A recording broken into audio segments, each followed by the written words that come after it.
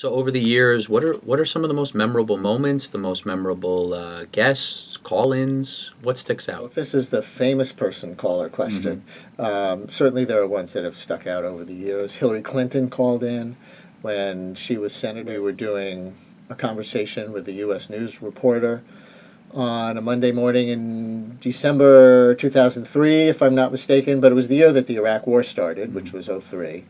And Hillary Clinton, had been on the Sunday talk show. She had made the rounds the day before.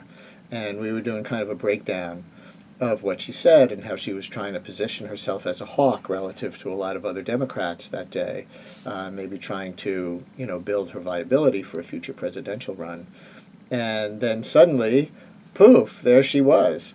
And she was apparently listening in Chappaqua at home and wanted to respond in particular to a knock on her that a caller had articulated, because of her whole weekend had been built around demonstrating that she supports a strong military. Here was this guy who called in and said, no. I saw those Sunday talk shows. Hillary Clinton really hates the military because when she was in the White House, she forced the military personnel who were there to defend the White House to serve out of uniform. And so that proves that she hates the military. Well, she called in to respond to that guy. I mean, ostensibly to respond to that guy. And she said that never happened. That's, an urban legend that got out there. And then we talked about Iraq, And so something like that, was it a completely spontaneous reaction to this guy? Or was it more of a calculated decision on the part of her team that it would be good to call the show that day and further the message for the New York audience because she needed to stand for re-election before she was going to run for president, senator from New York. Nevertheless, it's a great surprise, and it shows an awareness of the show and listening to the show. Another one much earlier, in 1993, on Martin Luther King Day, we were talking with an author who had written a book comparing Martin Luther King and Malcolm X. And who's on the phone? Arthur Ashe. And he was already one of my sports and moral heroes. And oh my gosh, Arthur Ashe, he must listen to the show. Because he didn't have a politician's agenda for weighing in. And he told a very moving story about how when he was in college and, there was a sort of north-south divide among his black peers who were more into Martin or more into Malcolm, and then talked about his sense of the intersection between personal responsibility and social justice movements. Like, oh my God, Arthur Ashe, and I tried not to say on the air, oh my God, Arthur Ashe is calling in, but just to have a conversation with him. So, of course, those moments are great. And then if it's a movie director like Jonathan Demme who called in, or Alec Baldwin, or, other politician, it's, it's kind of cool, and you try to have that conversation.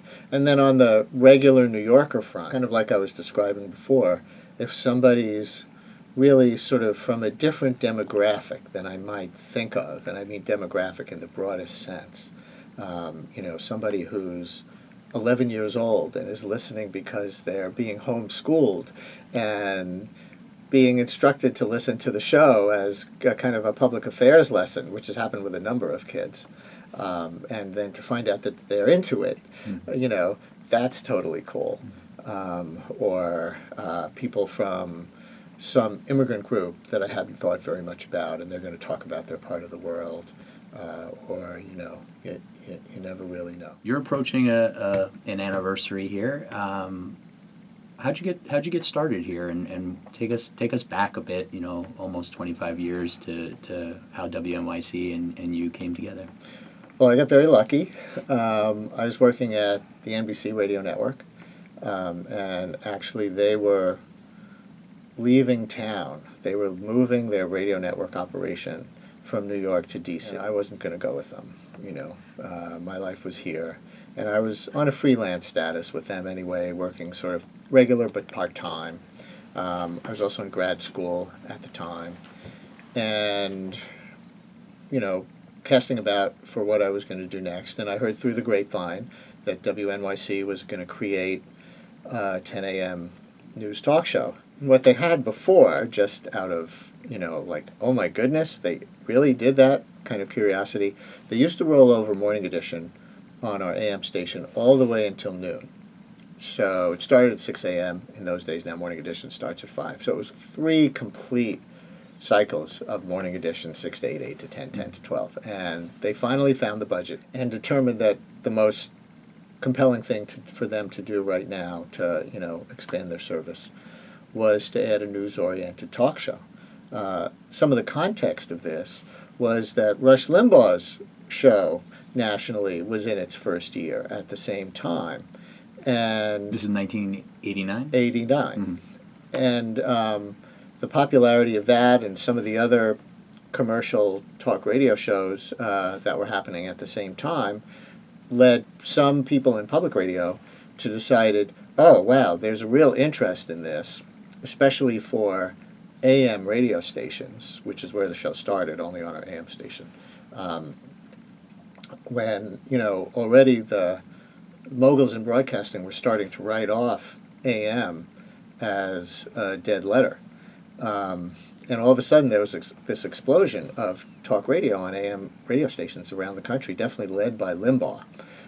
And the public radio response to that was, oh, we can provide a public service here as well as attract new listeners by doing talk radio in a public radio kind of way, because there's such a broad swath of information and interaction that can be done in this format, but that's being left on the table by the strong opinion, good guys and bad guys kind of opinion talk radio that was, being put out there. So they decided to create a show that is in the spirit of what we do.